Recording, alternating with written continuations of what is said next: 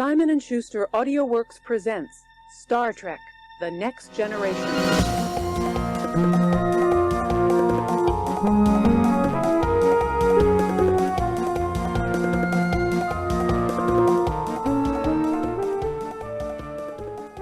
I was counting down and I was going to click left click and then I realized I had an object in my right hand and I was like, if I click now I'm gonna have to quickly throw it away, and then I just threw off my timing together. Yeah.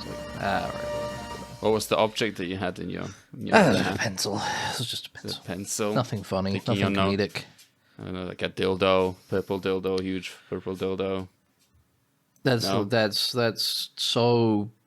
so blue to start out with. Your figurine. That's where you want to start. You want to start right your, immediately as like, oh, I bet Ben was holding a big dildo. Your anime Vulcan figurine in your other hand that you were looking at. I meantime. put that away and then I forgot to take it out again. you, I forget I have it. You hid her away. No one else can lay it. Well, because sometimes a person will be here and I'll like, well, I'm just gonna put this away because it's easier that way. And then they'll get the wolf eyes, and they will go like bonk, bonk, you know. They'll get hearts coming out of their eye sockets, and you don't want to embarrass them. They won't want to leave. Yeah. But then I forget to take it out again. It's just gone.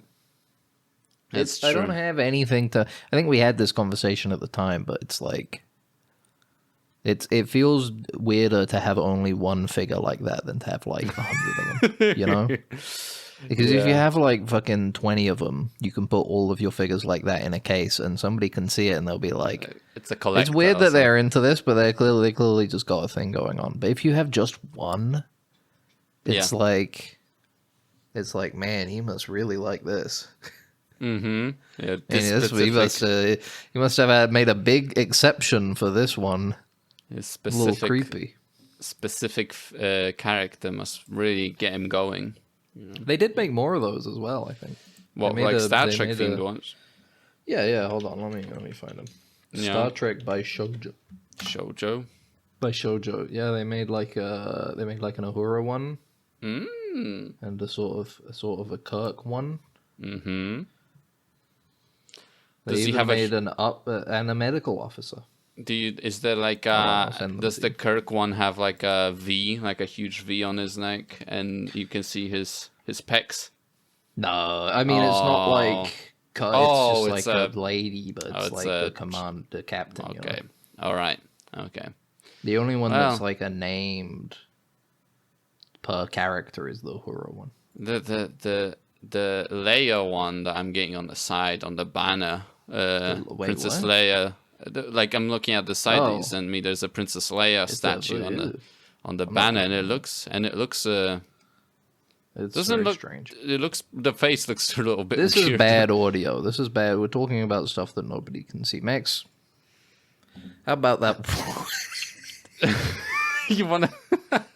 I specifically said I am a dude as a millennial. I'm sick of living through the current events, right? Is that what we say? Yeah, and interesting times. That's what you wanted to say. Interesting. I'm sick of living through world events. What the hell? I'm having my third once in a lifetime recession. Excuse me. Excuse me, sir. It was a big weekend again. I guess we can talk about this because it's follow up from last week. Not one, not two, but 3 follow-up instances 1 week later for the Tourette stuff. Yeah. Did you see any of those? No. What was it? They had jokes about it at the Brits Awards. Yeah. They had an SNL joke about it that was really bad. They had an SNL sketch that was really bad. Well... and they had the NAACP Awards where they also brought it up quite a bit. Yeah. It's interesting. Well, the BBC and they had that new info where the BBC censored other stuff except for the N-word. Yeah, it's the BBC really. I don't even know what to say, honestly. Like it's atrocious. Honestly, it's atrocious.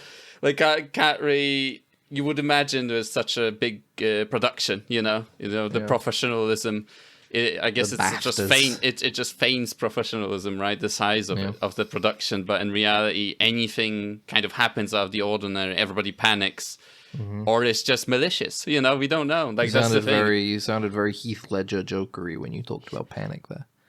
You're like, everybody panics. Everybody panics. Everybody panics. You think the One Joker guy was with involved? Tourette's in the audience, and everybody panics. The Joker was behind this? You're saying? It is a very Joker style. Yeah, it's thing, like right?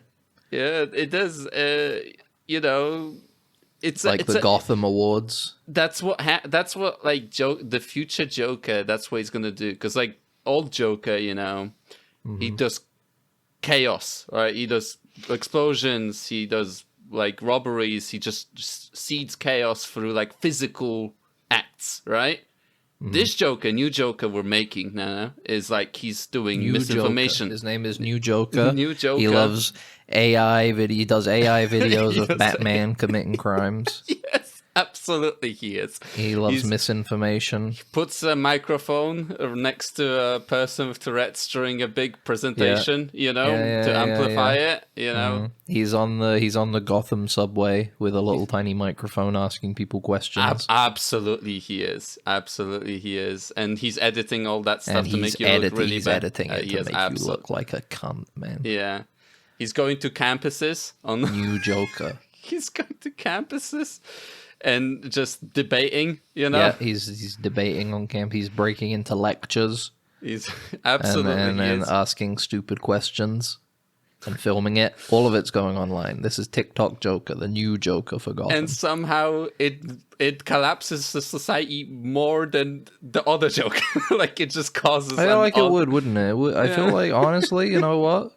More than poison gas in Gotham. Yeah, more than If he was sowing seeds of chaos like that with AI, that would be crazy. Distrust and misinformation and creating a. Everybody loses their mind. Everybody makes a dumb AI video and everybody loses their mind. That sort of thing. And.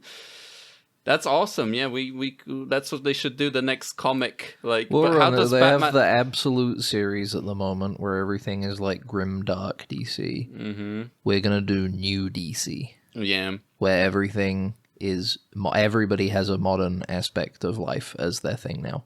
yeah. Killer Croc, his thing is he's gonna be like a gym guy. He's going to be like an Andrew Tate style giant crocodile monster. Yeah, but how does it? Do people want to get themselves turned into alligators? Because he's become. He's an alligator influencer, male influencer. Yeah, he tries to the gator sphere they call it. Gator sphere, fuck yes, dude. Sphere.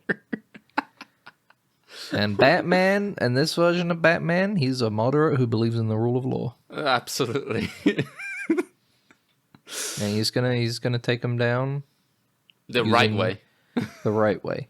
Yeah. The correct way. The correct way. And show them justice. Exactly. And Joker is like a commentator, political commentator. Harley Quinn, she's gonna be like an OnlyFans kind of thing. Oh no! We're gonna do like that, but because this is what it would be like. Like with all the guys, the person that writes this would have a great idea for all the guys as a modern version. But then every single female villain, they would be like they're like a OnlyFans girl. Poison Ivy, yeah, she's like an e-girl. Yeah, it's just and this lady, this Catwoman, she's also like an OnlyFans. But every guy would have like a thing. Yeah, they're like a very they'd be like, this is new specific Batman. thing. Yeah, this is new Batman. Yeah. Absolutely, that's a great idea. And maybe now that it's Warner Bros, not HBO. HBO doesn't know DC. Yeah, for some reason I just wait. What? No, because I was what are you thinking talking about Paramount for some reason. Doesn't yes, matter. no, they own that. They're buying Warner Bros. They're not buying HBO. Yeah, yeah, you're right. HBO. You don't know what you're fucking talking about, bro. They're gonna have all of it. It's all of it. Maybe. I have a Yeah, I was my brain's trying to push that out from an idea Whose of isn't, bro? they'll own Mine certainly is. everything, and they'll be making Killer Croc, Jim Rowe Killer Croc, Alpha streamer Killer Croc, Clayface, but he's like a Twitch guy. No, Kick. Yeah. Kick guy, yeah, He's like a Kick guy. He's a live what they call him, IRL streamer. So he he's like an IRL Kick streamer, and he'll like people. Yeah. No, he'll like see a guy, steal his face, and then ruin his life on stream. Oh, nice! That's a good one. And he'd be like, It's so funny. Yeah, people donating bits. But that would be Two-Face awesome. is gonna be. He's gonna be like a bipartisan populist. It's very specific. Yeah. Yeah. You're One right. side Republican populist, the other side liberal populist, He's socialist. Because Batman's the liberal. 'cause He has to bring him down with liberal. To use his a- liberal politics to take him down. He's a horseshoe theory guy, He is That's horseshoe Two-Face. Horseshoe Two-Face, and the Riddler. Riddler would be like a debater, I would imagine, because he would be like including gang violence or not. That's and then that's The Riddler is the one who's going to like college campuses. Yes, he's you're right. He is And specifically he's the trying one to that turn the youth away from. He's asking rule of questions. law. That's what he says. He's asking questions. He's just asking questions. He's the just Riddler. asking Is asking questions. Edward E. Nigma Yes, is his name. That is his real name, though. I know, but it's a good name. I like Enigma. It's a strong. It's a strong, villain villain It's a strong name. Strong villain name. How of a coincidence that what he's called, and then he becomes a guy. Or do you think he looked at his name when he was picking? I don't believe it. I don't believe it. His name was probably like Jonathan Nigma. Mm-hmm. And then he was like, well, I'll just change my name to Edward. I'm gonna sneak into Gotham's, municipality office. I'm gonna switch my documents. Yeah, because he can't do it for too much red tape. But changed by deed poll. Yeah, I'd like my name changed, please. I'd like it to be Edward Nigma. Mm-hmm. They're like, that's an awesome name for a villain. That's a really That's a good idea. That's a really good idea. That's awesome. You should be a villain. You should fight Batman. Yeah. He was like, well, I wasn't thinking about it. No, really, this is like a perfect, you are fighting Batman from now on kind of thing. Can I be your goon? Can I be your first goon? Ooh, he's the first goon too. I would like to be your number one goon. Number one goon. Yes, please. Make it so. This is Dead Ensigns. The number one. I'm Ben. This is Max. Nothing. No, just the number one. I got nothing. Max. This time is number one. I bumped the wire of my mic. Sorry. That was Wow. Number one mic bumping podcast. Is that anything? Yeah, I guess I can bump my mic too. Don't bump your mic. I bumped at my mic just to fit in. Fuck. We did a stream yesterday. That was fun. Yeah, we did Star Trek recording this. Voyager. We did a stream of Voyager. I think Into the Unknown or whatever. What was it called? Hold on, I'm gonna check. I feel like there should be VODs enabled. So I did download it yesterday. So it says no videos found. Maybe it didn't save a VOD. It should be. It should have, because I downloaded it. I didn't. It must not be enabled. Is the thing. If you downloaded it, then you can probably. I don't think they post by default anymore, in case you want to avoid copyright stuff. But yeah, we can put that out there. We'll publish it, I guess. If you'll see on Twitch. That so if you're interested in that, we played Star Trek Voyager Across the Unknown, which is the new Voyager roguelike. It's surprising amount of it is playing the tutorial. It's where the focus is on. It seems like you go through chapters basically, and each chapter has some side missions that are episodes from the show, but a main story that is like an overarching plot from the show. Yeah, you know. So the part we play, the beginning part, is the very beginning where you get pulled over to the Delta Quadrant, and you have to deal with the caretaker and the Ocampa and the Kazon and all that. You have to save Vin Neelix and Harry Kim and all that. And then the second sector we did was the traitorous Seska, the secret Cardassian, and everything with to do with that. But it was good. It was a good time. I was having fun watching you play and giving input. Another thing was, I think we also Tuvok lost his lungs, and then we got him back. So. Yeah, you did. You did manage to get his lungs back. It's true. I did kill a guy to get him back, but we won't be in that sector anymore. In a couple of jumps, we won't be anywhere near that site where I done that. So it will be lost to time, probably. Yeah, it won't be a big deal. It won't catch up. You did have to kill somebody to get his lungs back, but but it's like a minor thing. I don't think it's going to come back. Crack a few eggs to make an omelet, as they say. Especially if the omelet is in a different state to where you're going to be eventually. You can just kind of travel away from your mistakes, even. I get you. I agree. Yeah, but it's all right. It's okay currently.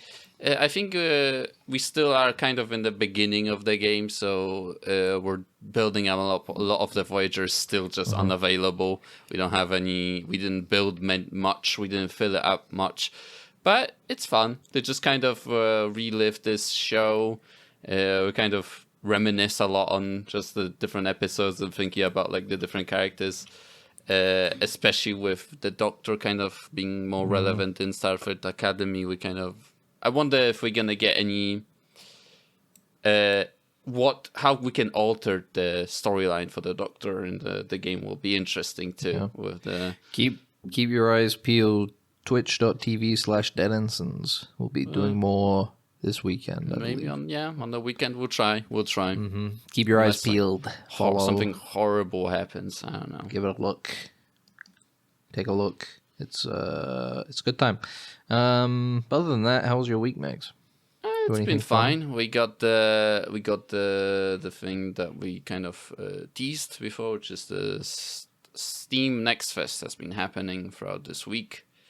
And I've been playing a lot of demo discs, They're coming, they're back. And the discs aren't back. Now the discs aren't back. The demos are back. I guess the discs are gone. Discs are long gone. We hate discs. E-waste anyway, Why print anything on a disc anymore if you could just have a server, someone just pumping that stuff out. But I always enjoy Next Fest, discovering new games. It's really easy to just find some new games, small projects, single dev projects or something that blow up, and then they work. Demos work. Letting someone try something before they pay for it works, it seems, especially for smaller creators, for indie devs. People do like it. People do like the idea of like, I trust my work enough that if I show it to people, people will enjoy it and then possibly buy it, I feel like demos came from the fear of like, especially for like AAA developers, of like just the general kind of first, like the first day patches and stuff like that. Like I feel all of that stuff kind of is a symptom of the fact that like releases in general nowadays for AAA can be really iffy. They can be really buggy at the beginning, and stuff like that. And they really just want to get your money.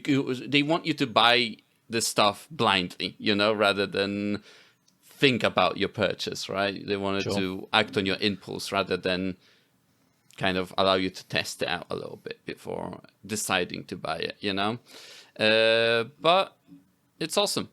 Played a lot of demos. What have you played? Man. So I played a lot. Nothing. Honestly, the only demos I played were ones that I played with you, so it's better that you lead this demo conversation because I got fucking nothing. Yeah, from what I noticed, I guess this time is like this being, because the next fest before this, there was a huge influx of the Lethal Company-esque games. There's been some this time, but it does seem like even when they appear again, they are kind of trying to do something different, at least with these with the formula of Lethal Company, where you go to a place and then you gather stuff and you come back to the ship. and you just do runs of that. I think we played together, at least the game that we played was Burgling Goblins, I think it was called. Gnomes, which is a funny little game. I guess very kind of janky game where you bunch of gnomes I got stealing sick into of this game so you quickly. You did. I got like it sort of. So I was thinking about it afterwards, and it was making me think of the Yap Yap game as well from before, the one where you're wizards and you say the spells into the mic. Yeah. Which is a fun concept. I think the issue with them is that the general gameplay loop, like what you're actually doing in the game, is insanely boring to me. It's a little I hate going into the map and having like. I think what works so well is that there's a direct, constant objective in something like Lethal Company, for example, or Peak, Repo. You know, these are fun. And another demo we played, Frog Squad, they have like a more direct thing. You need to go and get this thing, and that's it. And then everything you're doing in the meantime is in service of the time you're spending with your friends, right? Yeah. The issue with the Burglin Gnomes with me is that I hate spawning in and you have to keep checking like an objective list for random bullshit you have to do.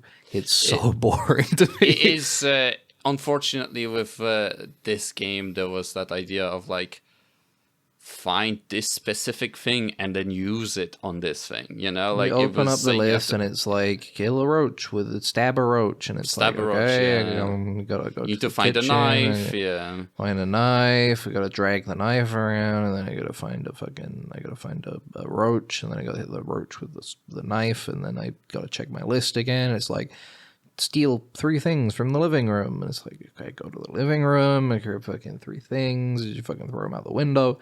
It just gets so boring and feels so monotonous to me.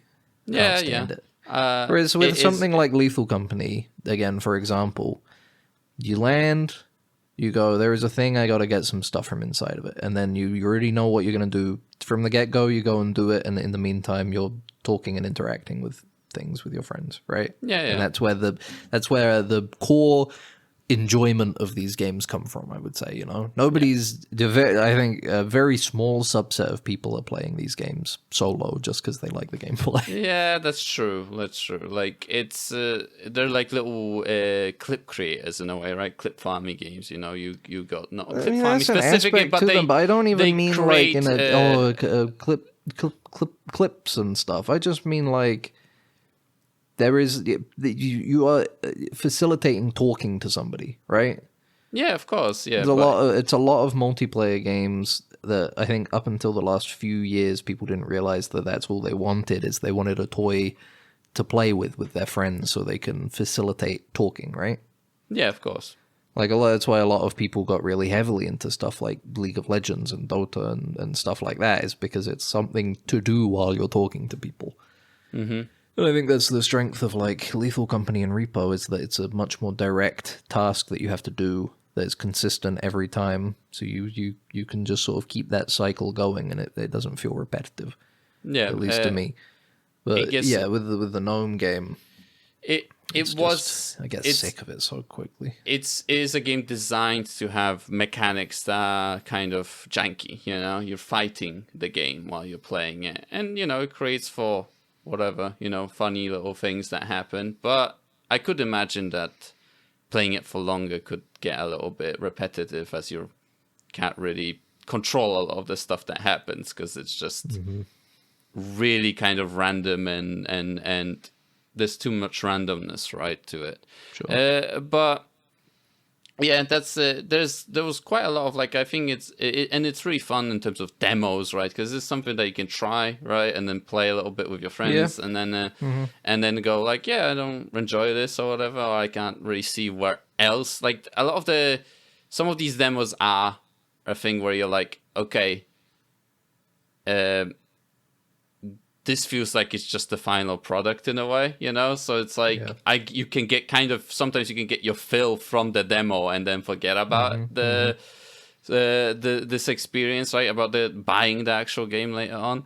But, you know, it is fun. What else have we played? We played Frog Squad, right? As like a co-op game. I think you mentioned it, which was... so that's I like that one a lot. It was more in line with well, what I was talking about. Yeah. You go out into a series like a sewer underground sort of thing, and you have to collect food and then put it in the basket. So it's a very straightforward.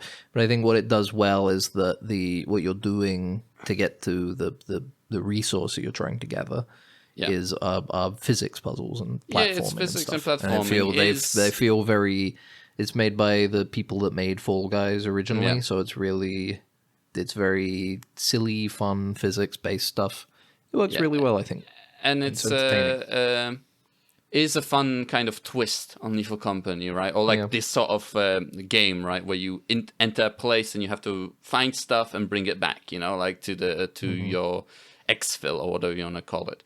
And so in Lethal Company, you go to a place and there's enemies there, and you're trying to avoid the enemies. In here, you go into a place and you do jumping puzzle, platformers, co-op kind of physics puzzles, and then you exfil with the stuff that you get from those, which I feel like it might be a pretty good formula in general. I want to see more games that are like not just like Lethal Company, because I've seen a lot of those pop up where it is literally just go to a place and bring items. It's literally the same formula where there's enemies you need a good spin on it. I think there's another game we can talk about that is also super similar to Lethal Company, but although it doesn't change much in the gameplay loop, it does feel like its own entire thing that is interesting. With Mama's Sleeping Angels, Oh yeah, of course, yeah. But with Frog Squad, I agree. It's a good twist on these games that are coming out that I don't want to call the thing that is become too common to call it because it's getting tired. It's feel like I don't even know. I feel like slop in general is just like people just use it as replacement for genre in general. It's just like the issue is that it has slop. In itself become it's like it has become itself, right? It's just calling something slop is in of itself like. It feels like slop. It feels stupid. It was like a pretty handy word for last year, but it has become too widespread and too many stupid people are using it now to just add on to the end of words. For no real particular reason. Just to do it. Just so you get a bit sick of it. Stick a slop on the end. But Mama's Sleeping Angels. I'm trying to cover, I guess, the games that we played together. But that was an interesting game. It would be better if you sprinkled a couple of your own games solo in between. Otherwise, the last 15 minutes of it is just going to be you talking about demo. That's a shame. Well, I guess I can talk about the. One of the biggest demos, that came out. Not biggest. I don't know, more popular. I don't know. The ones that I came out of. I guess one of them. One of them I wasn't really interested in, but I just thought to play because it was called Zero Paradise, which is the game created by Zaum. This whatever is remaining of Zaum. Yeah. I forgot that. That's Zero Parades. Parades. I wasn't. In general, I wasn't interested in the game. That's a case. I was just playing demos. It's safe to say that the two of us are strong Disco Elysium warriors. Yeah, it was a good game. And that we are unique. not inclined to care about Zaum going forward. I guess. I wasn't that. The idea of it was to see what's going on, more than anything. I was interested in where the direction is going next. In terms of this, not genre. What am I saying? Studio, and because it is still taking place in the Disco Elysium world or whatever, because they stole allegedly because they own the rights. Let's just say they own the rights. They owned the rights to the world that was created in the previous game, and I was just interested in what is the gameplay gonna be a little bit different? How are they gonna how different is going to be from Disco Elysium? And it seems to be basically kind of the same game, it's just a different story, same engine, sort of the same way you interact with things. And very much, I was a little bit...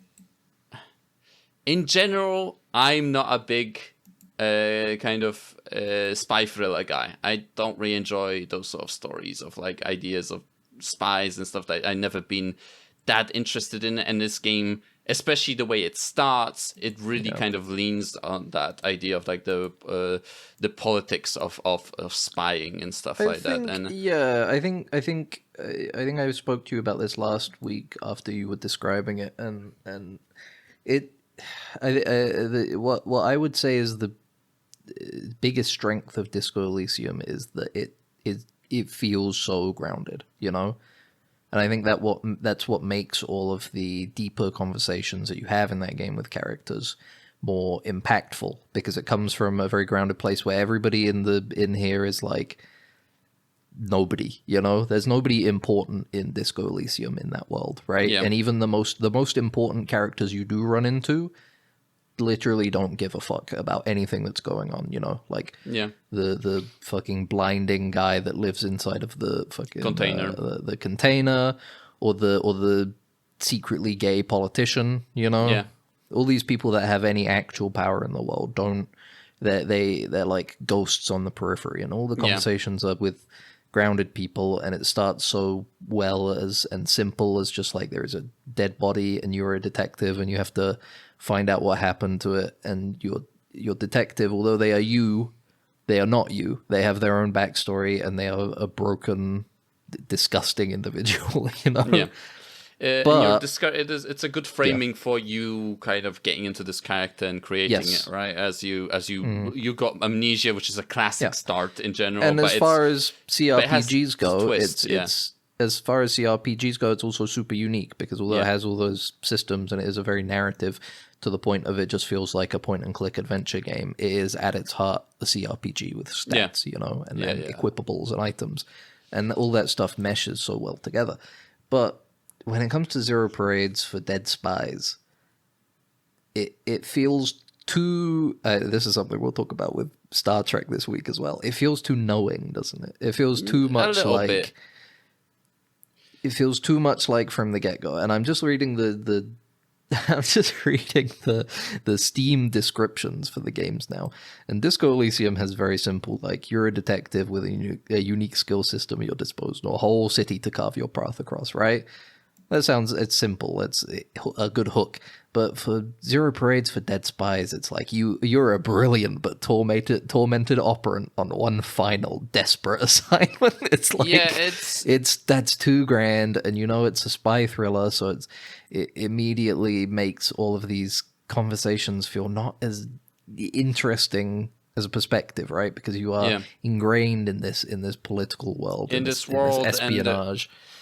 There's a lot of it just ruins what Disco Elysium did so well. And no hate to the people behind it. I'm sure the writers are. I'm sure there's some good writing in there, some good dialogue. Yeah, the definitely. artwork is incredible that they've been using for the game. It's a gorgeous game, but it just feels like the expected follow-up to Disco Elysium that is too knowing, you know? Yeah, it tries to make everything a little bit more grander. It's trying to do more without focusing. Because, like in general, I think it's hard to write stuff.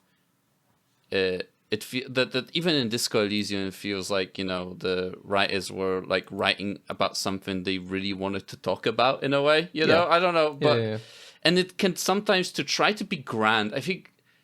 To be deep, you have to put yourself in the thing that you're making, I feel like, in a way. Yes, to talk about it in a way, and it's, And I mean, that was at the heart of Disco Elysium. I mean, you hear about where it came from as, like, a group of Estonian students and stuff who were just making an RPG for doing a tabletop RPG, and this world and this writing grew out of that, you know, and it feels like a strange...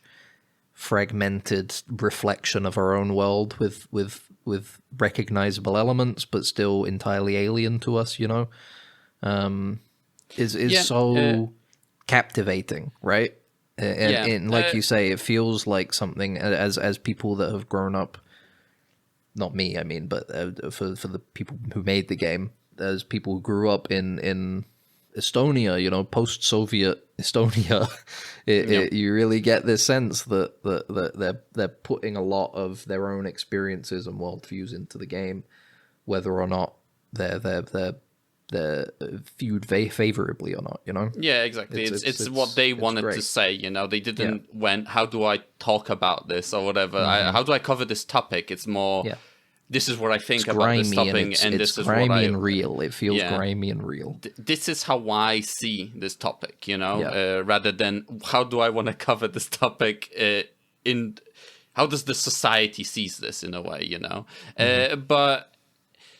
It like at the beginning, you know, like it does start again with a corpse. Like not even a corpse. It's one of your. I guess the beginning of the game, so I'm not really spoiling anything, right? Because it starts like that. It starts in the void again. You're talking about the demo. Yeah, it starts in with a void. You're talking. You know, like Disco Elysium, you're also in the void, and you're talking to your lizard brain and limbic system. You know, it kind of mimics that start, but. And it again starts with basically a corpse. It's your double. They call it the double, I think. So it's your co-agent that's supposed to be supporting you, and he's catatonic, you know, in your safe house. And again, it has that idea of talking to the corpse in a way, like it's taking that thing again from the original Disco Elysium, and again, it's doing the thing. You don't know what you're doing. Like, again, like, in Disco Elysium, the big thing that you start, like, the game begins with you, like, what the fuck am I even here for? You know, like, what am I trying to solve? You know, like, what should I have known already, even, you know, while going on this assignment? And in this case, it is starting, this story is starting again with the idea of, like, you don't know what your assignment is, and you're trying to discover what your assignment was.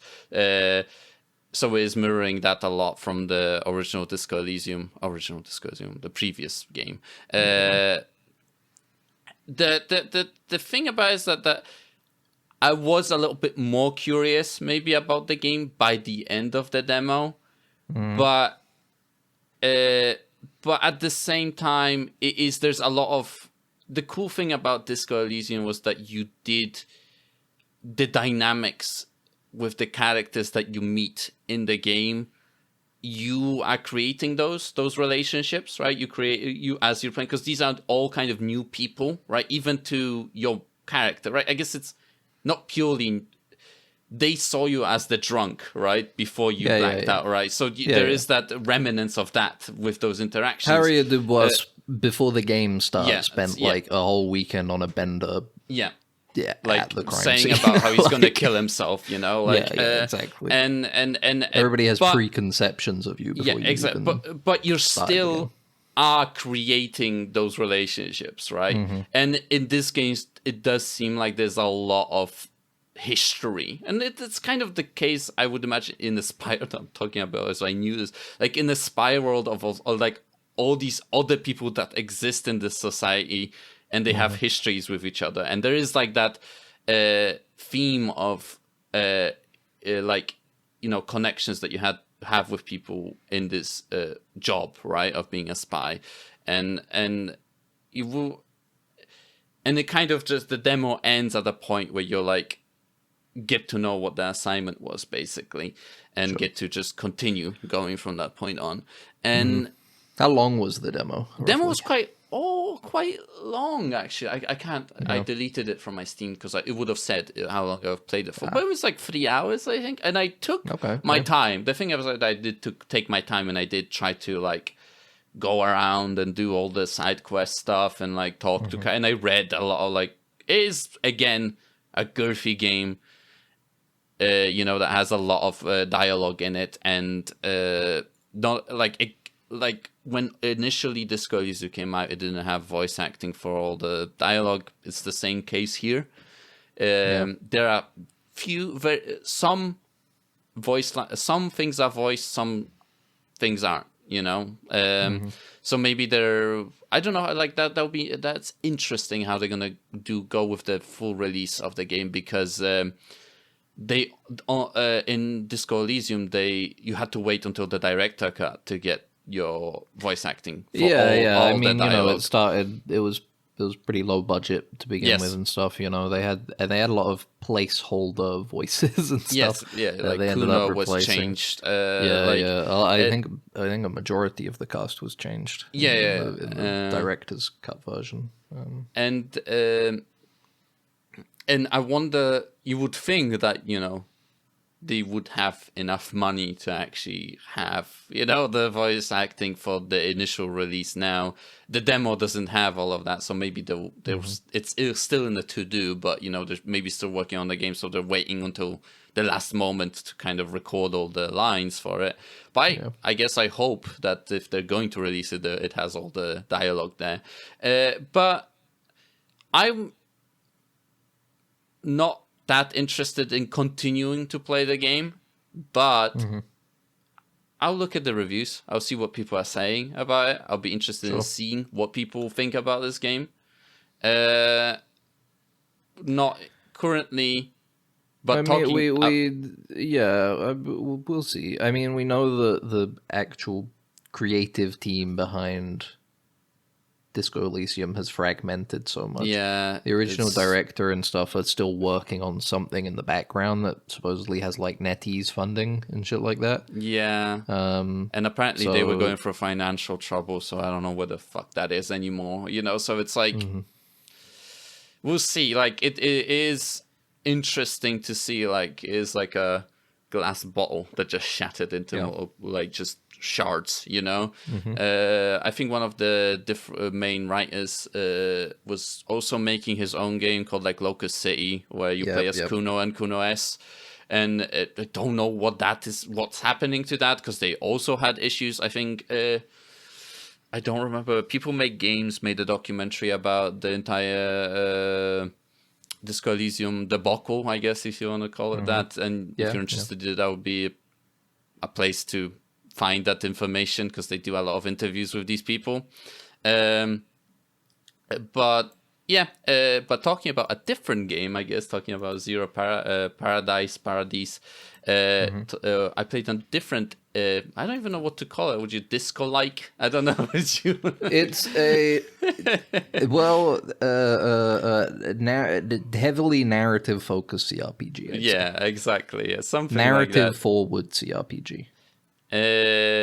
Esoteric Ebb. No, I didn't play this demo, but the game does come out it'll be out by the time this episode is out. Yeah, actually, tomorrow comes or out like the something. 3rd, I think, or something. Yeah, right? so it's like now this game when we're recording it. Interesting, and I would say for me personally, it does seem to understand more what worked about Disco Elysium, and understand that at its heart, Disco Elysium is a CRPG and not just like a point and click game. You know, the point is that you do have stats, and that your playthrough can be wildly different based on the type of abilities as like even equipment that you equip. You know, the equipment you equip, also like the stats and your abilities, which I guess in Disco Elysium's term is like the mind theater kind of stuff, right? The ideas and in this case you have ideals and stuff.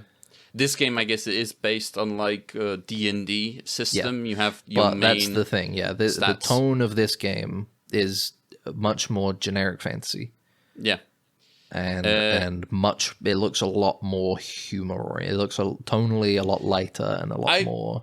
A lot sillier. Playing the game is very interesting. I like the way it kind of twists this fantasy world in a way. Like there is, even in general, I kind of like the way it kind of gives you exposition. Like it will do like a thing where you have the dialogue. You know, you have the list of just the things that happen, the things that your internal voices and your own voices and the characters talking to you. And if someone mentions something, it will get highlighted. And you can click on it, and it will, depending if it's on your check, if you've passed you get like a little encyclopedia thing, I'm guessing. Yeah. It depends on which, I guess, stat, because sometimes charisma will answer a specific term, or it will be strength. Because it was like, if it's like associated with war, for example, it will be strength that will go like, oh, was this battle that happened 400 years ago or something like that. Cool. If it's like arcane associated, it will be intelligence a lot of the times. It will pop up on this is like associated with this or something like that. And it can go for, it is, I was kind of a little bit like, there is, the team creating this world really did create kind of an encyclopedia of this world. Yeah, I mean, I'd say it's generic fantasy, but from what I've seen is that they have put a lot. I don't mean that to say they haven't put a lot of love into the world. It looks like a really unique world that they've crafted. But it's you know, it's goblins, it's knights, it's dragons, it's elves and dwarves and trolls. Interesting and mix of like, there is that you have like fantasy, but there is like. Your guy rides on like a literal bicycle. Like there's like a bicycle rack, you know, like, and there's like bicycles on there, and there's like this twist of like modern and fantasy that I really enjoy. It's quite humorous, like you said. It is very kind of, I don't even know, like Monty Python-y in a way, like is interesting way to kind of do fantasy, you know, and it's a lot more. I haven't finished the demo, unfortunately. It's a really long demo. I was very surprised. It's a long demo, and you can carry it over to the full game, right? You can, which is really fun. Which is always a nice feature. That's interesting. I wonder if the demo is going to stay up, because sometimes after the fest they do that thing where they retrieve the demo, like the. Yeah. But I feel like this one might stay up, so you'll be able to just kind of try the game out. Play the demo and then go like, oh, it's telling me to buy the game. I'll buy the game if I really enjoyed my time, you know. But it's also it's very interesting that it how the way it tackles politics in general in this game. It's a very strong theme of like the kind of positioning of like even when I was playing Zero Parades, I was the politics were kind of there, you know, but I didn't really engage with them as much than in Disco Elysium, because like there is that idea of like when you're a spy, you're just kind of like, this is a job. Like politics is your job in a way, you know what I mean? Yeah. That's what I was talking about when we were talking about Zero Parades. It's like. The thing with the detective is that you don't necessarily expect it to become a very deeply political game, you know? Yeah. But obviously, if it's going to be a spy, then you already know. And the knowing part of it is like, well, it's going to be a political game, so it should be a political backdrop, like a spy thriller. It's like, come on. Too obvious.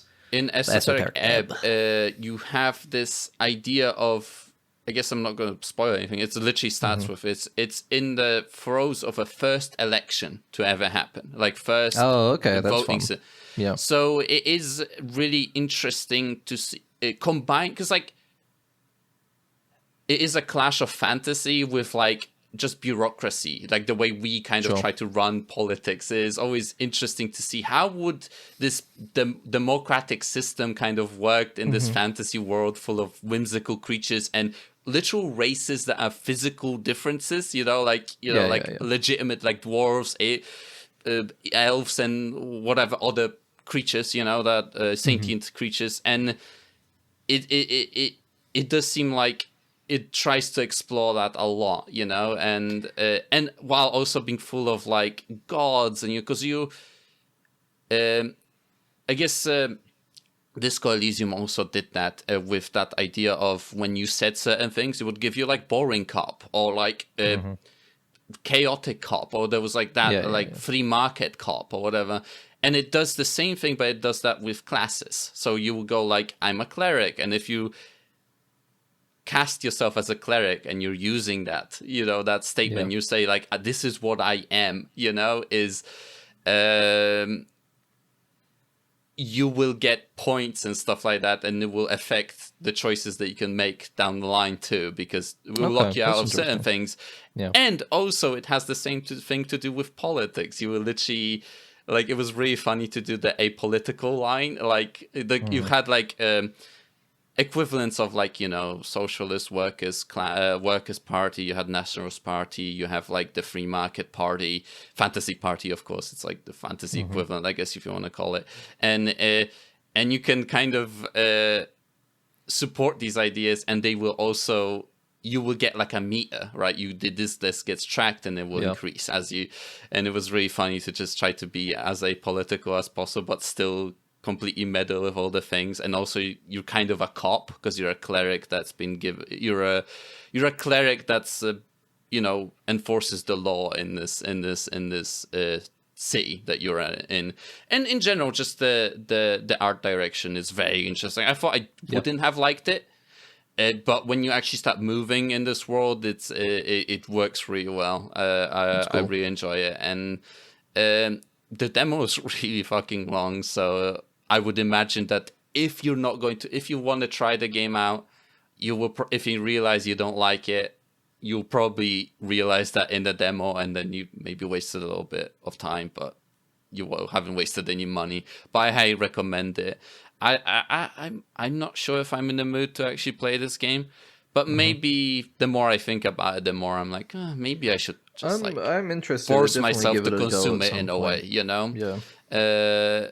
Because I haven't. It would be interesting because I haven't gotten a companion yet. I literally didn't even.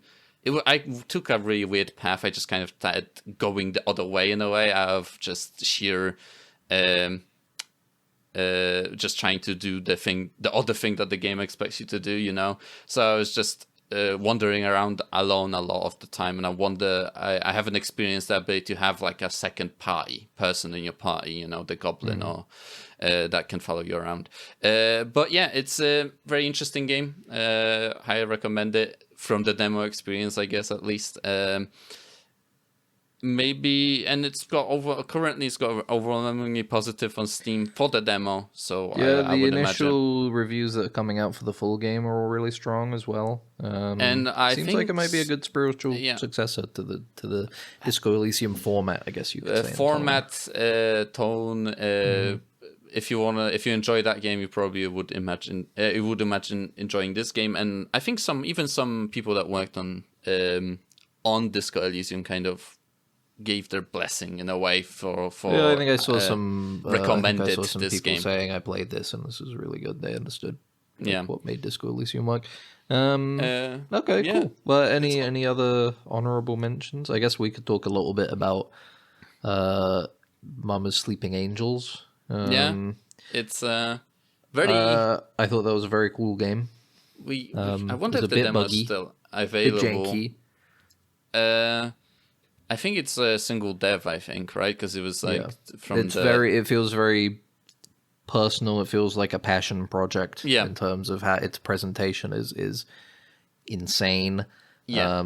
It's got the like really grimy, low poly Y2K like maximalist kind of look to it all. That's really, really engaging. The gameplay loop is pretty standard, what you would imagine from one of these games. You go out to a zone and you collect it, but it's all very surreal and dreamlike. So the world you're exploring and platforming around on is cool.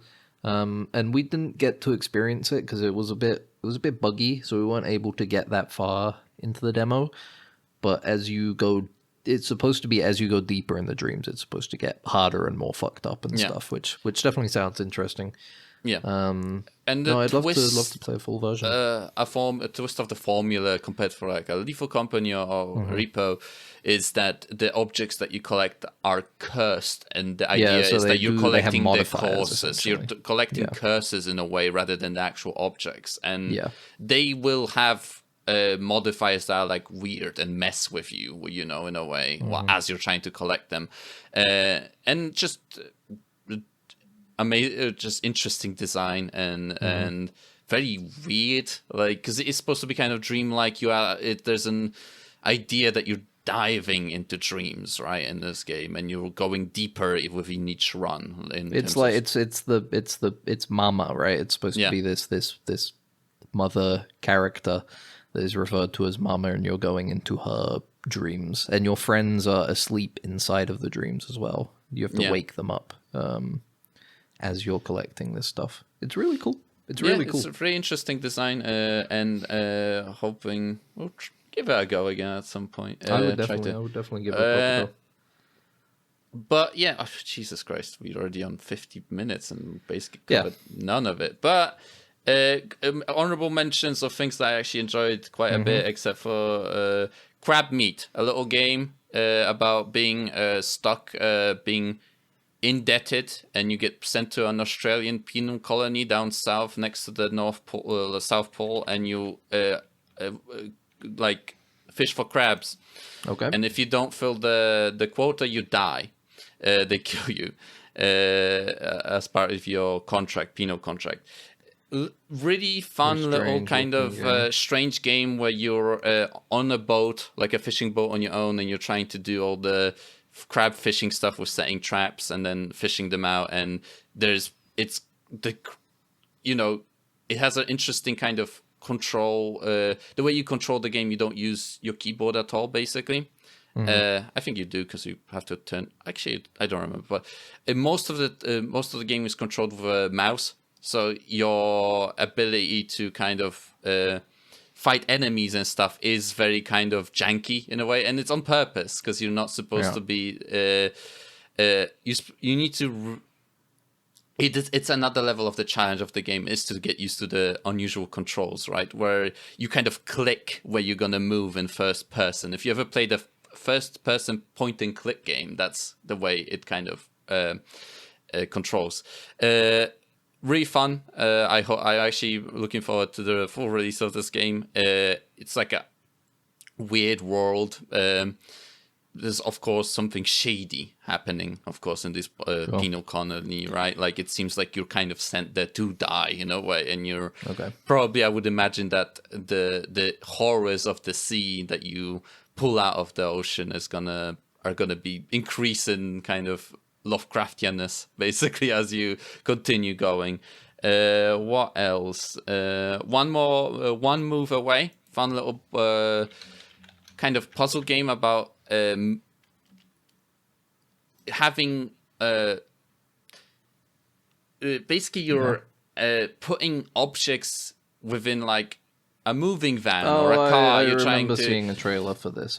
It's really gaming show, Wholesome Direct or something. Yeah, like Wholesome Direct. I think when I initially saw that, I was like, oh, this is like wholesome Chungus game, but it is a very fun, like relaxing puzzle game, just to like logically kind of breaking down a problem and thinking about like, oh, then I'm gonna do this and this is gonna create a layer. I won't be able to access it anymore because I'm gonna put more objects in front of it. So there's a surprising amount of like just very logical thinking and breaking down the problem. I like a good little puzzle game. Yeah, and I recommend it. It was I finished the demo fully and I was like, oh, I wish I could continue playing and like listen to a podcast or something on my, while I play this. But it's a very fun little, and it's got a cool kind of. You are somehow like not somehow you are experiencing this person's life, right, as they're moving from place to place, which is a fun little kind of. A way to explain what you're doing, right? Why is it the things that you're doing are happening? But yeah, the Starship Trooper game, I don't know what it's called, but it's just like a kind of a boomer shooter made by the people that did Bolt Gun for EK. Now they're making a Starship Trooper game where it's a really interesting. I wasn't that into it initially when I saw it because I wasn't that into Bolt Gun initially when it came out. But I really enjoyed this game. It's got like a different approach. It throws you into like a kind of an open world map, and then you go do objectives, and you have little squad tactics. The guys will join you, and there's like swarms of enemies that are attacking you, and it's more like a little bit Helldivers-y because Helldivers are ripping Starship Troopers off in a way. But it's all single player. I don't think there's a plan for a multiplayer for this game. But just a fun little kind of shooter with like quite a lot of enemy variety, which is also interesting. Like there's different types of bugs and you have to deal with them in different ways. And it does the kind of retro shooter really well. So I recommend it. I was surprised how much I enjoyed this game because I wasn't very into it when I initially saw the trailer for this. But in terms of gameplay, a very solid game, very fun. What else do I have that I want to actually shout out? Played a lot of games, but these are the most. And I played another one. I guess this was going to be the final one. Sure. This is going to be, I guess, a negative one. I guess that I have, which is That's a fine. game called You gotta Replace. even out. Yeah, it's a game called Replace. I'm pretty sure you Replaced? might have replaced. Yeah, it was a game. Just getting it. The only reason why I played this demo was because I saw it a lot during like the Summer Game Fest, or like Game of the I vaguely remember this. It's like this a style. pixel art, Yeah. like pixel, like 2D side scroller, like beat 'em up, kind of like I don't know, beat 'em up platformer game. I just kind of played it because I saw it a lot, and I was like, oh, give it a try. I see this a lot, and it doesn't feel like it has a lot going for it in a way in terms of gameplay. Like it visually looks interesting, all the animations and stuff, all the pixel art and the kind of lighting effects really kind of are unique for the game. But in terms of gameplay, you mostly just kind of press. You don't even get a heavy attack, like that's kind of like like I was like, how do you describe in like the one kind of statement of like how kind of bland the actual gameplay is? Like there isn't even a heavy attack when you fight enemies. It's literally just X parry, X That's parry, unfortunate. That's dodge, unfortunate. and it is unfortunate. I was like, that's a shame because the game looks interesting, and the world it's trying to kind of create this world of like cyberpunk world where your guy has this AI in his brain, and you're trying to the corporations are after you. You're trying to get this AI out of your brain without killing yourself, basically. So you have to go back into the city, and it's like it seems interesting in the world that it's trying to present, but I don't know if I would have patience basically to play this game, because you would just basically go from a vignette to vignette of like fight some guys, parry, X parry, and then I would it's unfortunate because I saw this game so much during like the Summer Game Fest and like Game of the Year's events and stuff like that, or PC gaming show, something like and it's quite a unique looking game that it sticks in your mind, right, with the pixel art, and then you play it and you're like, oof, well, maybe some people will enjoy it, but not for me personally. That's a shame. Yeah. Well, so that's next That'll be fest. it. That's next fest. Those are the Some most important games. and of course, it is funny that I guess technically you could think of Marathon as also being released during the next fest. I mean, they definitely timed it around the Yeah. same time, for sure. Yeah. They did their little service lane thing. I didn't play it, but you did. Yeah, well, you saw me play it, so it was, and you probably wouldn't have want to play the game. It's a shame, because the aesthetic of Marathon is really awesome. Yeah. I think they've got an incredible style. Even, I mean, look, the plagiarism aside, art theft aside, They that paid them aspect all. of it. They paid gave them off. They They paid gave them off. It's money. okay. It doesn't count. It's okay. They probably now. made more money that way than if they actually got paid for it. Oh, for sure, definitely. I mean, they grabbed that's the their thing. bag. That's golden. They had them it over is- the they barrel. had- That's they like they did, could yeah. have them pay whatever they wanted. Exactly. They're so- like they well, basically all they had to do was how much would it cost you to remove it? yeah. That much? Okay, that much, please. Yeah, exactly. know? It's they already made all the assets, and they had so much work already done in that style that they couldn't just do a pivot. There's no way at they this weren't point. paying the person off. Exactly. The game wouldn't. Bungie would implode even more Yeah. than it already was if they It's couldn't already- pay that person off. It is So it's fine. interesting. But I like the art style. The art style of it is really cool. But then it's just like, you get into it and it's like, it's just an extraction shooter. Another you go in, you extraction loot shooter. stuff, and then you get out, and it's like, fucking I'm personally as a extraction. I'm not an extraction shooter aficionado where I play all of them. I'm a big hunt showdown guy. Like I like that game, and I like the way it does extraction shooters. Compared to like games like Escape from Tarkov, this or Arc Raiders. Raiders. Arc Raiders.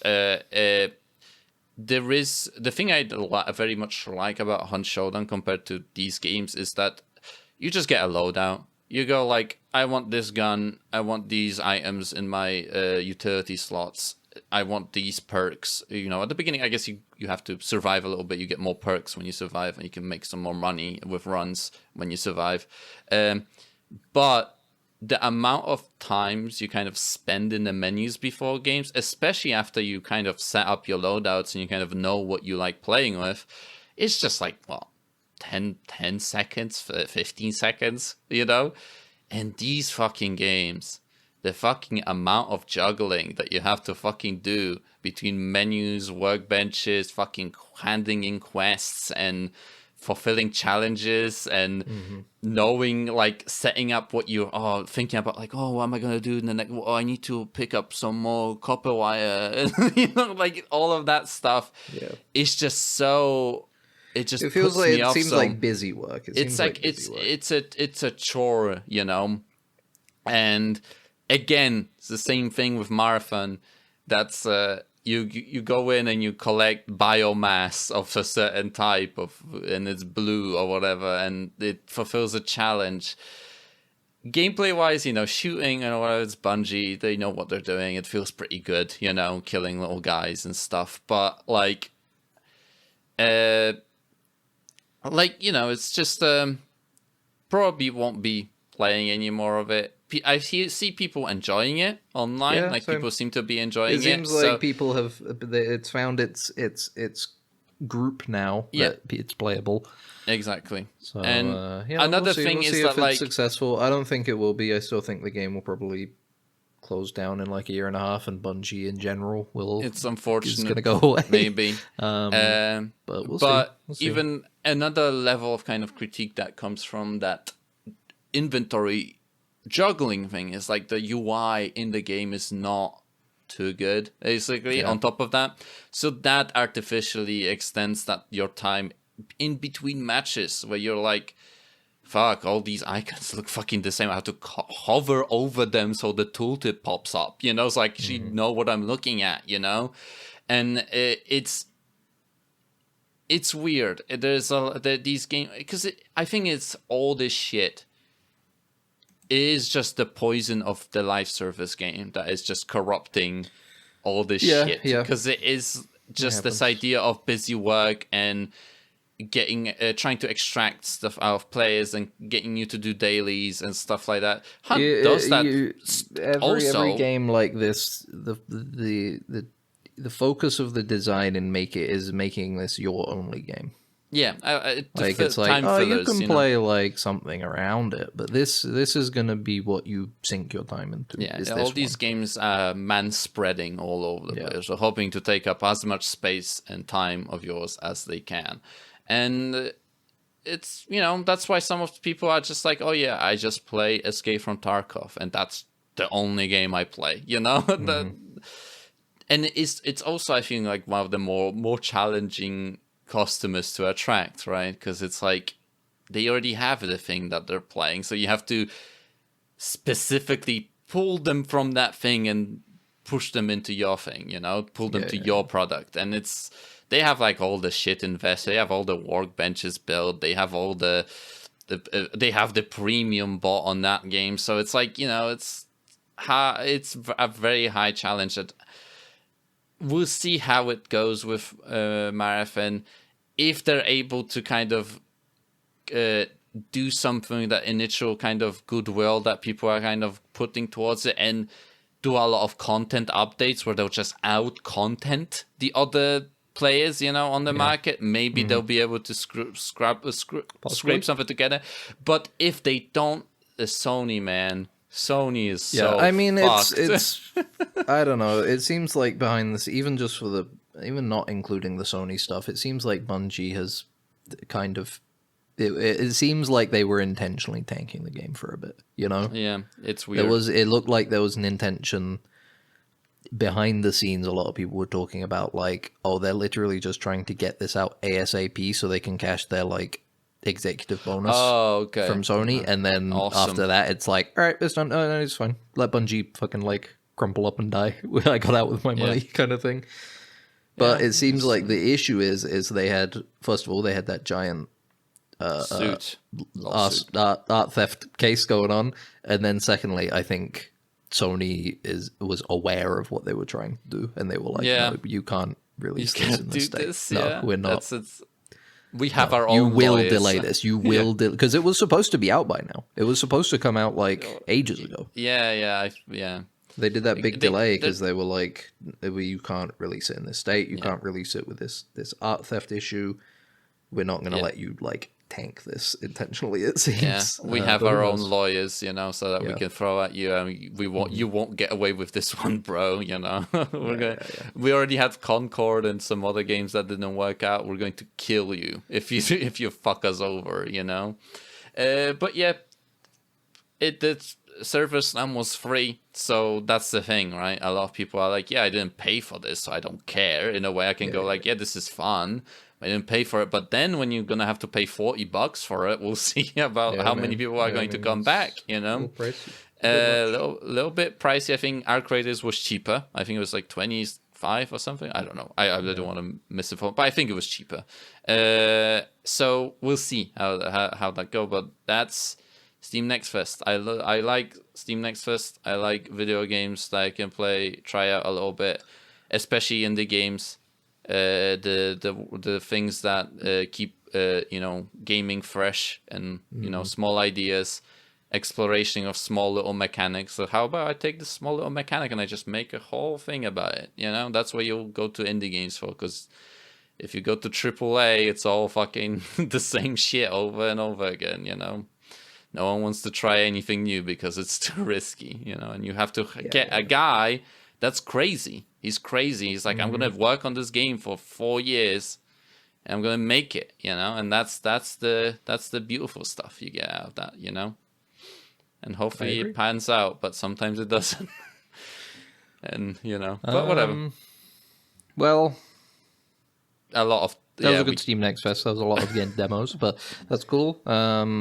It was called I didn't have too much to talk about this week. Starship Troopers Ultimate Bug War. Sorry, so I just wanted to throw that out there.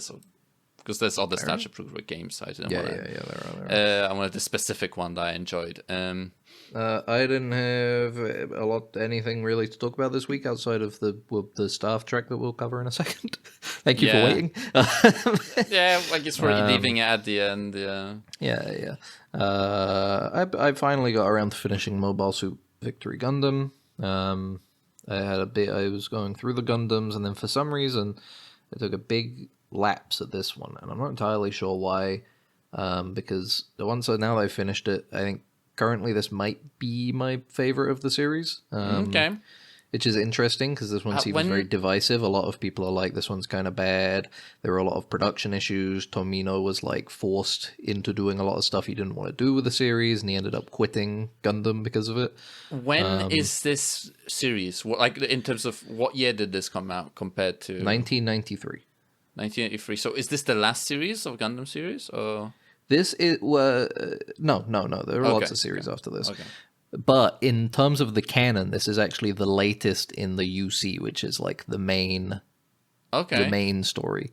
So like the first Mobile Suit Gundam is the start of the UC, which is the Universal Century. This is, I think, 100-something years after that. And they haven't set another series after Victory Gundam. I'm not entirely sure why, but a lot of it now they set around like the original series timeline, the time period, because it's the one that people know the most. It's the most evocative one, the like 1 year war and stuff like that. Iconography of it's really strong. But yeah, no, it's interesting because Victory Gundam seems really divisive. A lot of it has a lot of problems. Tomino wanted to do a different series, and Bandai Namco were kind of like pushing him to do this instead so that they could do more mech suits. They wanted to sell more model kits. Toys, yeah. In fact, there's even a thing at the beginning where the first 4 episodes are in a batshit insane order, where the first episode is the 4th episode, and then the episode after that is like, it becomes the next 3 episodes after the first episode become a flashback of what happened before the first episode. Oh my god. And they did that because they wanted to get the Gundam in the first episode. They were like, we can't have a Gundam series that doesn't have the Gundam in the first episode. Yeah, you want to start the series with like people fight, like Gundams fighting. We don't want a bunch of people talking. No, it wasn't even talking. There were mechs. It's just specifically the Gundam wasn't in the first episode. Oh, okay, yeah. So they had to move. It was in the fourth episode, so they moved it back and made that the first in the production order. Even though it's like you watch it and you, I remember. I mean, I started it like a year ago or something now at this point, but I remember starting it and thinking like, what the fuck is going on? So this is all like a flashback now? Why was that episode in front of all the other ones when there was no reason for it to be there? It doesn't matter. It's not important. And it has issues, but at the same time, it's like, it's very grim and it's really emotional. It's a really emotional series. I think it's the most that any of the child soldiers in these series have actually felt like their age, I guess. Okay. Because a lot of Gundam follows, like, I mean, this is why Evangelion and stuff is centered around, like, you know, how young the main characters are and stuff. But Gundam has always focused on, like, child soldiers, right? They're kids that have, through circumstances, been forced to become these pilots, you know, of these big things, these big mobile suits. And then eventually it turns out that they end up becoming genetically different because of it, you know, because of how they're going. They become new types and stuff. This series follows Uso Owen, who is like, I think he's supposed to be like 13, and I think it's the best. Like, he really does feel too young to be doing this in a way that's like very tragic. All of his friends are portrayed quite young, and they're all really endearing. A lot of the adults around him are usually like really like do struggle with the fact that they have to rely so heavily on children in this war. But anyway, go in the Gundam, get in the Gundam. Yeah, well, it's like they kind of don't have a choice because this is set like 130 years after the original series. What's happened is the Earth became like uninhabitable for a period, so they really had to speed up all of to move out to space colonies thing for a while. And that created a lot of like little monarchies. The antagonists of this series are the Zanskar Empire. Mm-hmm. And now the Earth is like habitable again. Like all these colonies are going, all right, well, we'll come back and we'll just take it. But there are still people living on Earth, right? And they're like, oh, okay. You're going to come down and they're trying, the Zanskar Empire are trying to take back Earth basically for themselves. So they have to, you know, they're really heavily reliant on everybody needs to fight. And there's a lot of really gruesome, tragic stuff in there. Uso goes through a lot. He loses people that are important to him. All of the characters are really endearing to me. I think this is the biggest hit rate for a cast of these Gundam series for me. And I can't think of a single character in this show that I didn't enjoy seeing or find to be interesting. And I think there's some really beautiful stuff in the ending. The ending is really good. The villains are really strong. And on top of that, the music is also really emotional. I loved it. It was really good. So I was surprised. I'd go and see people talk about Victory Gundam, and they're like, yeah, it's okay, but I kind of don't like this one at all. Okay. And then for me, I finished it. I was like, holy fuck. I was like tearing up a lot of points, you know? I can't debate you. Maybe I'm not looking for debate. I'll find some points, maybe. Yeah, find some talking points so you can be like, well, ChatGPT. I don't have a ChatGPT. I don't pay for that. We already did that bit with Picard in like the first 10 episodes. And you know what? I feel bad about it every time I think about it. Yeah, I also think about it. Like, you know, I feel like we should take that down.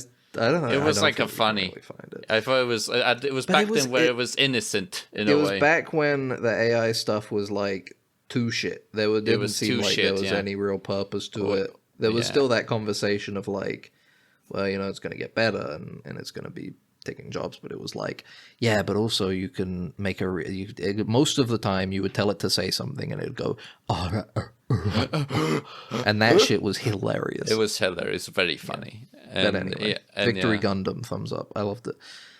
Bullying Virtual Picard was pretty funny. With trying to, was funny. Yeah. But I guess we'll have a quick chat about Starfleet Academy. This was Life of the Stars. This is the Sam and the Doctor focused episode very heavily. This seems to be the best received episode out of all of them, and I can see why.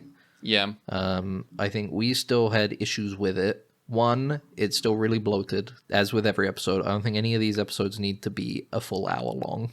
They're really long, and they drag on and on and on.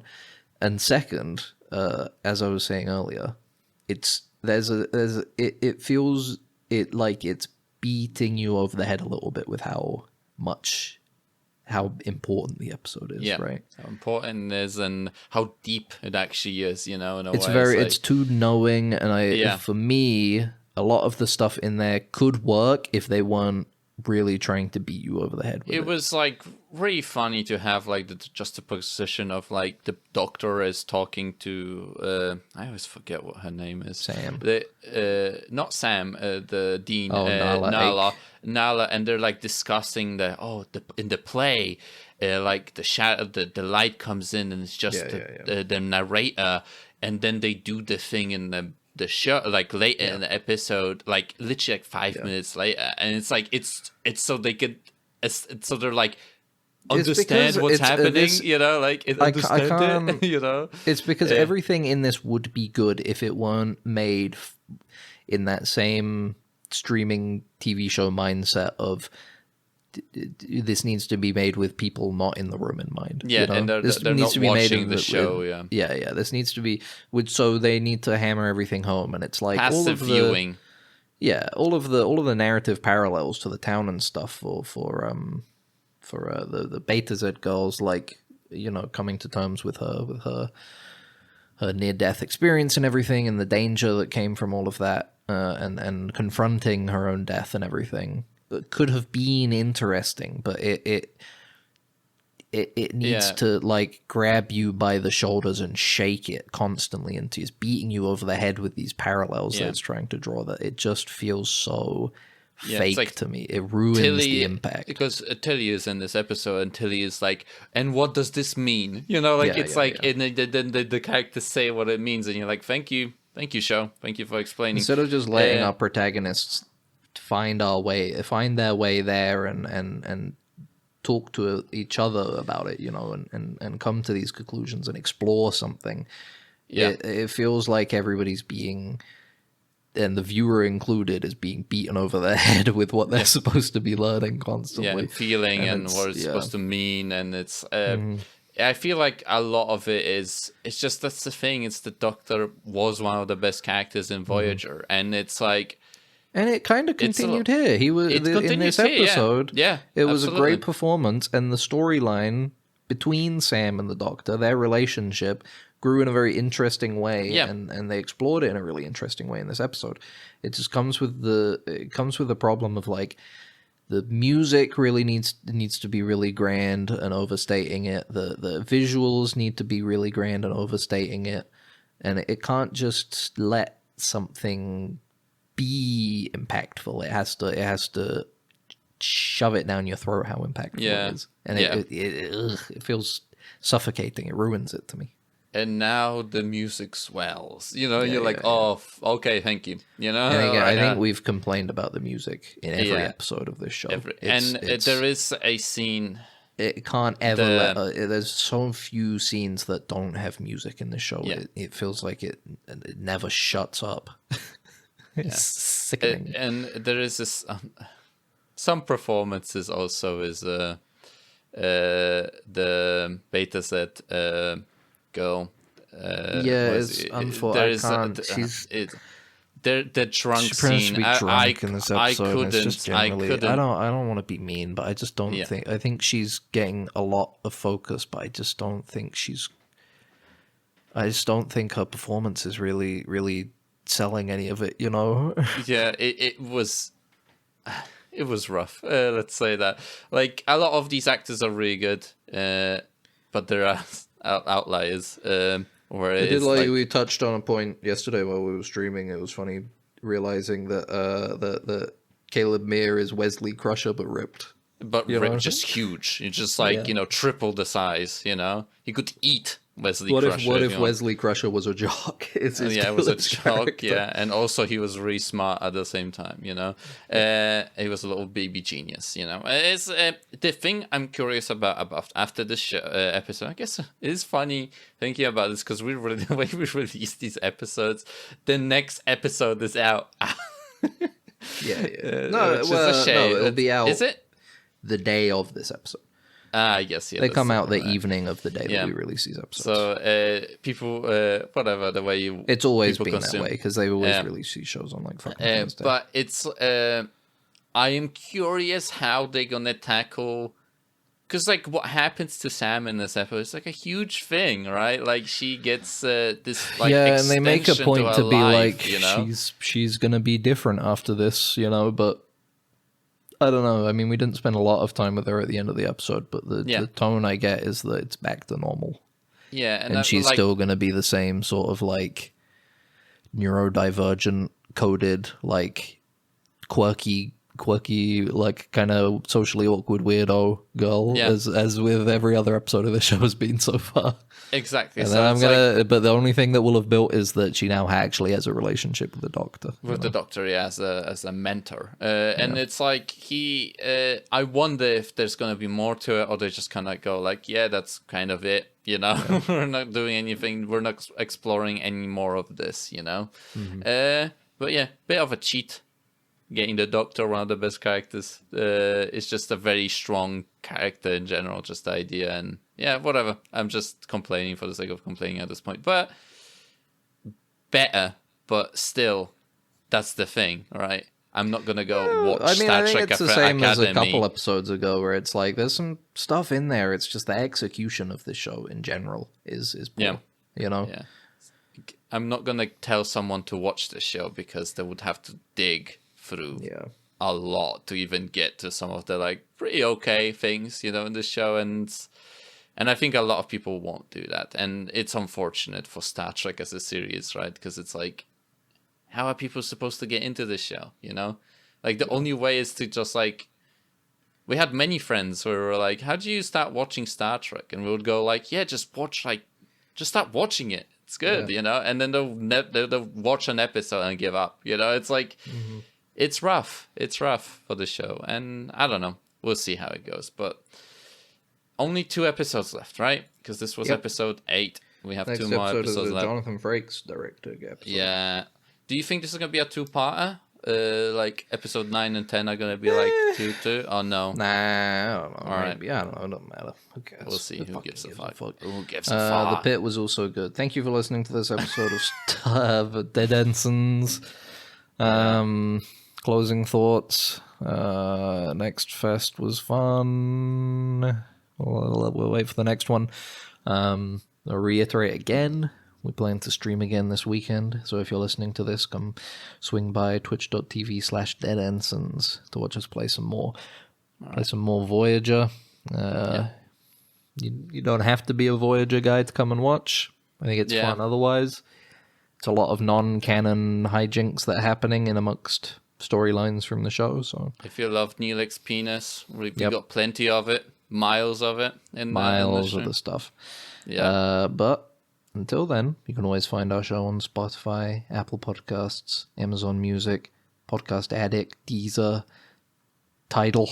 I don't know if it's on Tidal. I don't think it's on Tidal. It would be very funny.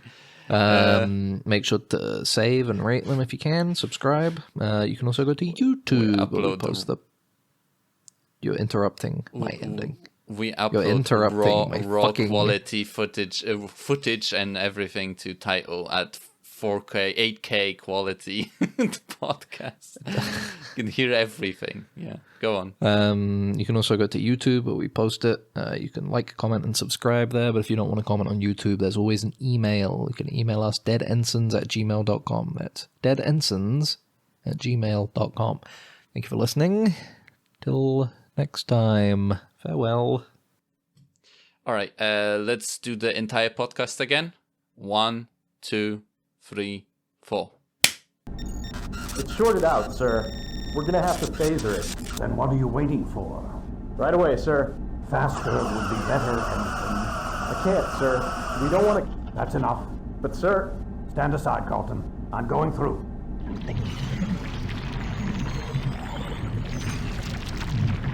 You're alive. Good.